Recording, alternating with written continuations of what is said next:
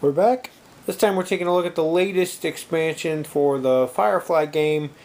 I'm sure I'm going to mispronounce it, but I think it's Kalidasa.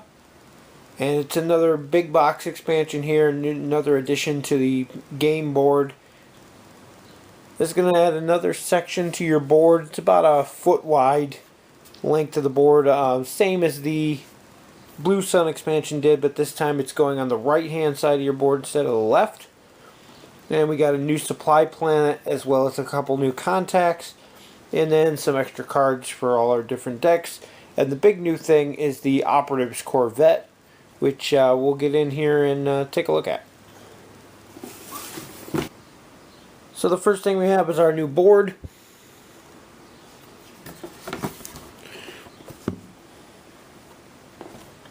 It's a new fold-out section here. We've got a Cortex Relay 2. New Hall and Bilex. Handful of new planets in here in the Kalidasa system. Huge new system for that. And then we have Beaumont up here, which is our new supply planet with Fanti and Mingo. And then what's different about this one than the other ones is we actually have this little token, which is going to go over Harvest on your original map and add Higgins as a new contact on that planet on one that already exists. If you get the big rollout map of the whole damn verse, this is already included in it, but if you have your normal playboard from the original game, you're going to need this overlay to set on that sector to add him to it. I've already opened and kind of gone through these a little bit. We actually played a game with it, so some of my stuff's out of order, but next we have here is our rulebook. It talks a little bit about the expansion. There you can see where the new map goes in relation to the rest of the game board. Talks about the new startup cards, our new supply deck, the Rim Space deck. If you haven't used this or Blue Sun before, it's a new navigational deck for the red bordered space. Talks about the alert tokens, which were brought up in Blue Sun. Again, if you haven't used them before, it's going to be new. We have a new captain in this. Our two new contacts. There's the whole map now with both board editions put on it. And they kind of differentiated the colors a little bit easier to see on here. Because of the printing on the actual board, they're a little harder to see, but you can definitely see the red rim space here on the ends, the orange border space here, and then the blue alliance space in the middle. Now, because the rims cards are new, they did include the reshuffle card in this deck as well as in the Blue Sun, just in case you only bought one and not the other. So they do make a mention in here that if you have both, to make sure that you only use the one reshuffle card from one or the other and not both of them. And there's talk about adding this to your existing games. Nested skill tests, which are new with the jobs that come with this expansion. They basically have a skill test within a skill test. For example, here you have a negotiation skill test, and on a 1 to 6 it turns into a combat skill test. And then on a 7 you can ignore it and keep going. It's a very interesting mechanic. I think it adds a lot to the game, and they added a bunch of new missions for all your various contacts that involve things like that. There's a section about that Higgins token that goes on Harvest. They also have a section on here. The Blue Sun set uses the dragon chasing its tail as a symbol. Kalidasa uses the turtle symbol here. And some of Higgins' missions, because he involves a lot of shipping, involve shipping things from Kalidasa to Blue Sun. So if you're not using the Blue Sun expansion, then you need to take out the ones that have the Blue Sun emblem on the cards. They'll have both emblems. These ones here have the Kalidasa logo, just to give you an idea. The ones that have both, if you're not using Blue Sun, then you got to pull them out because you won't be able to complete those missions. And there's a section on the Operatives Corvette. It's kind of a new, interesting addition to the game. It works similar to a Reaver ship in that it can move around just about anywhere. The Corvette can actually go in Alliance space and rim space and border space. So it has special rules for dealing with it.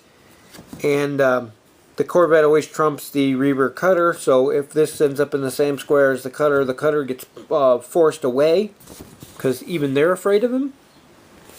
And they talk about how to resolve the tokens. Again, if you don't have Blue Sun, these are going to be new to you.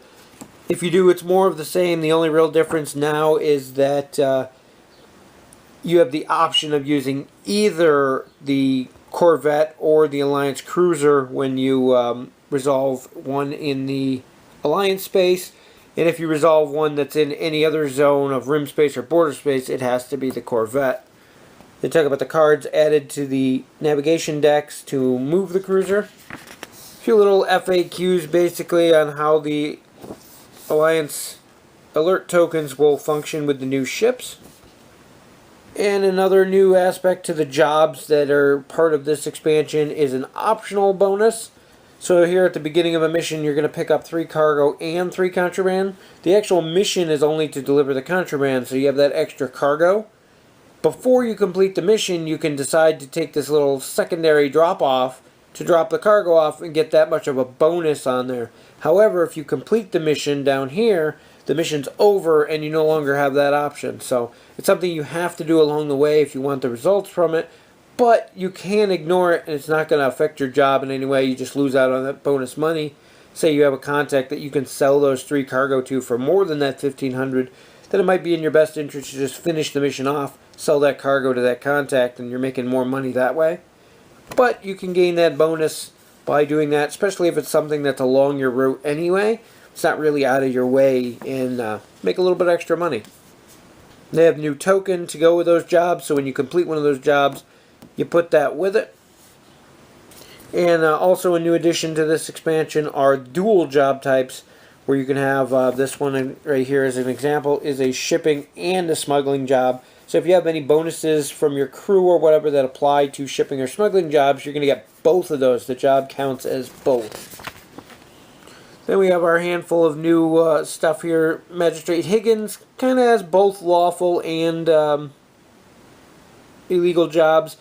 His are mostly transportation, shipping jobs. He runs the planet there where they, I think it was a moon, where they harvest the mud and turn it into ceramic. So he ships all over the galaxy. He also has special rules for his mutters and indentured servants. Then we have Fanta and Mingo. These guys, basically every job they offer is illegal. They do offer you the ability to buy contraband from them, though, once you're solid with them. And they also give you plus $500 to transport jobs when you're friendly with them. So definitely if you're into running cargo, transporting stuff, they're good allies to have. And a quick section in here on new setup cards. Again, talking about that reshuffle card where you can only have the one in the deck, so make sure that you take one out if you're playing with this and Blue Sun. And then this was covered in Blue Sun as well. A lot of the cards refer to just goods now. You can pick up X amount of goods. Goods are any of those 4 items right there. Cargo, contraband, fuel, or parts. You can pick them up in whatever combination you want, up to whatever the amount of goods it allows you to load. And that's pretty much it for the book. Like I said, all this stuff's out of order now. Originally, your supply deck cards and a couple extras were in here. And under here fits perfectly the new cards for your new contacts, new nav decks, as well as the new cards for the old contact decks, if they're unsleeved. Once you sleeve them, they no longer fit in these slots. I don't know anybody who really uses these things once they've been opened up and mixed in with your normal cards anyway. But I just wanted to show what was originally in there. The Cruiser actually comes originally up in this slot, and these are all on punch card sheets that you have to punch out yourself. For the new setup cards, there's a couple interesting new ones that are included in this. The Rim's the Thing is basically a it removes all the other jobs from the game except for ones that involve Blue Sun and Kalidasa, so that you're forced to go to these new systems and work from there. It changes all your starting jobs and everything. Other than that, it's pretty much the same as usual. The other option is time is not on our side. It basically makes the entire game a time 20 turn game, which falls into line with a lot of the single player variants that people play anyway. This changes a couple other odds and ends. The nav decks have the reshuffle cards put in them from the start of the game. And each player draws 3 jobs from one contact of their choice. And that's pretty much it as far as changing things. Then it goes normal for everything else. Definitely some interesting options there. The rim one's kind of odd because you have the Blue Sun space on the left side of your map and Kalidasa space on your right side, and everything in the middle is kind of pretty much just there. So you'll be running back and forth across the board a lot. Keep in mind that it will extend your game time, I think, considerably just due to the way it's set up. For new scenario cards, we get 3 new ones in this. 2 are pretty standard. The wells run dry. Pretty much you're starting with less money than normal in the actual bank, so that's all that's available for the entire game. And the game will end if the bank runs out of money, so you got to keep that in mind as you're playing. Whoever has the most credits when the bank runs out and the game ends is the winner. This one says 2 to 3 hours, but honestly I could see it going much quicker. The bank only starts with $5,000 per player. So in a 3-player game, you're only going to have $15,000 in the bank.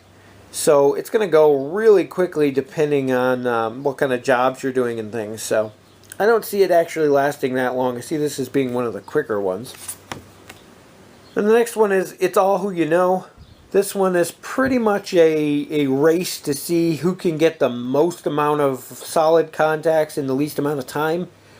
This one's a time game, depends on the number of players, and you can adjust that by adding or removing tokens in the stack. And like the single player versions, you're playing against the clock. One of those is removed each time. At the end, you basically want to be the player with the most amount of solid contacts. If there's a tie, it goes to crew with the highest total value. And the last one actually looks different, and it plays quite a bit different. This is the Scavenger's Verse, and the entire thing is kind of done in rhyme, which is really odd and interesting. But it's a scavenger hunt, and they have a list of things that you have to get. You have to be the first person to acquire everything. And this is when the majority deem that you've completed it, you're declared the winner. And again, this one's more of a friendly, fun, casual game for experienced players, they recommend. And most of these are pretty self-explanatory. You can figure out what they are. It's a very interesting card. I like the fact that it's unique. It makes it stand out, that doesn't follow the normal look of all the rest of the cards, because it is kind of a unique one. Then we have our Corvette model here. It's a pretty cool looking ship. I've seen people paint these up. Really cool looking. Even on its own, it's unique enough you can definitely tell the difference between this and the other ships in the game. Then we have our Corvette contact card, similar to the Cruiser and Reaver contact card that you had in the original base game. This one just applies to the Corvette itself. Tells you how to resolve it if you encounter it. Game comes with a big pile of various tokens. You get some extra disgruntled tokens, a ton of the alert tokens to add on to your Blue Sun if you have those. You have the new gold tokens that are used for the multi-gold missions, but nothing really new and outstanding in there, just more of the same except for those gold tokens. So here's a look at everything you get in the expansion all laid out. Doesn't even fit in frame here. You can see all of our tokens up there. You don't get as many of the alert tokens as you did with Blue Sun, but in this expansion, if you're playing with just this expansion, the only thing that leaves those alert tokens are some of the navigation cards, and you won't be putting nearly as many of them as play unless you're using the special rules that came with Blue Sun and have all the extra raiders, in which case if you have Blue Sun, you've got the ton of those tokens that came with that. Then we have our small pile of those complete tokens for the optional mission objectives there. And a couple of the disgruntled tokens, not really any, I think they were just in there for filler. Our new captain, which we'll get to in a minute. And we have our new job and setup cards, the Corvette contact card, and our Higgins token, as we talked about earlier. You can see all of our original contacts here. There's 5 new missions for every contact, except for the ones from Blue Sun. And then we have 2 completely new decks for our 2 new contacts, Manny and Mingo and Higgins. Apologize for the glare on some of these. I think I took care of it. They are in sleeves because we did play a game with them, and I just didn't want to unsleeve everything again just to do the review. So we have our new cards for our Alliance base deck. Most of them pertain to the Corvette and the fact that it can move around Alliance space now, so we have that in there. There's a handful of border space cards. Again, the same thing. They pertain mostly to the Corvette and its interactions with border space. Then we have a giant section of rim space to add to your Blue Sun ones or use separately if you don't have that. They add all sorts of encounters that can happen in the red bordered rim space, as well as a bunch of cards for the Corvette contact, as well as the Reaver contacts. We have our new supply deck for Beaumont. And then again, as with the others, we have all of our current supply planets from the base game. They all each get 5 new cards, various new things to add to them for purchase in the game. Again, I apologize for the glare because of the sleeves, but again, I want to unsleeve everything. But here's our new captain. He's right. He's a grifter. A little bit of variety there, and whenever you deliver fugitives, you may take an extra 100 per fugitive. Counts as immoral. You're basically selling people into slavery. But he's another option as captain. Not one that I personally would use, but definitely there for people who are interested in playing the role. So our first new contact is Magistrate Higgins. If you're solid with him, you gain +1 active jobs, which is nice. And then you have this other ability, which is normally a positive on most people. In his case, is a negative. You cannot deal with him if you have Jane in your crew. Again, his jobs are a combination of illegal, immoral, legal, illegal. I think there's even a couple legal immoral in there. And so he's pretty well rounded. Most of his involve transportation or shipping, which makes sense. And they involve you flying from one planet to another to deliver various goods. Our other new contacts are Fanti and Mingo. Once you're solid with them, you can buy contraband from them for 400, which is nice, and resell it to some of the other contacts. I think some sell it up to 700 for Badger, 800 for Niska, so you can get a nice supply run going there. And they also give you an extra 500 for every transport job you complete once you're solid with them, which is nice. Every job they offer is illegal. A handful of them are also immoral. So that's something to keep in mind. Our new supply planet, got a few crewmen, some various ship upgrades. I'm not going to go through every single one, just to give you an idea what's around. Ammo clips is an interesting one. You discard it to reroll combat chests. You know, there's bows in here, Jane's pistol. These labor contracts are a new one that's interesting. There's one of these for each of the various supply planets, and they allow you to hire a crewman from the discard pile for free.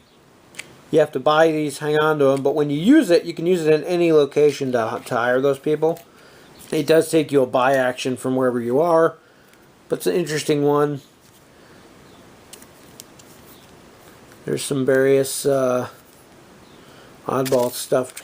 Then I go through all of the additions to each of the other 5 base planets and the jobs for those guys as well. It's just more of the same, some new bits and pieces here and there to add to variety and things that are already there. The new jobs obviously make you go to some of the new systems, either start or ending at.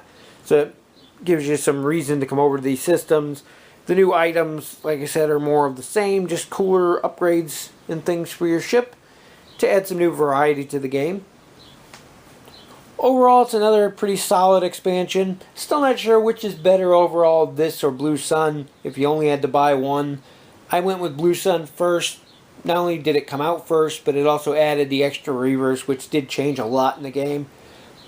The Corvette here does add some more to the game as well. You're also getting another 2 contacts and a supply planet just like the other expansion. So overall, it's pretty much the same in those respects. But I do like adding the much bigger reaver threat that came with Blue Sun better than this one. But in the end, having both you can't go wrong with, aside from the fact that it makes the map to the game absolutely huge. But that's a completely other story. If you're a fan of Firefly, you're going to want to add them in there. If you're a fan of space games in general, do give Firefly a try. A lot of people I've met won't even give the game a try because they're not Firefly fans. And you don't have to be. It's pretty much an exploration space game. The theme is there from Firefly, but it doesn't have to be. You don't have to be familiar with the show or the movie or any of that stuff to play the game and enjoy it and have fun. So, anyway, that's it for this video, and we'll see you in the next one.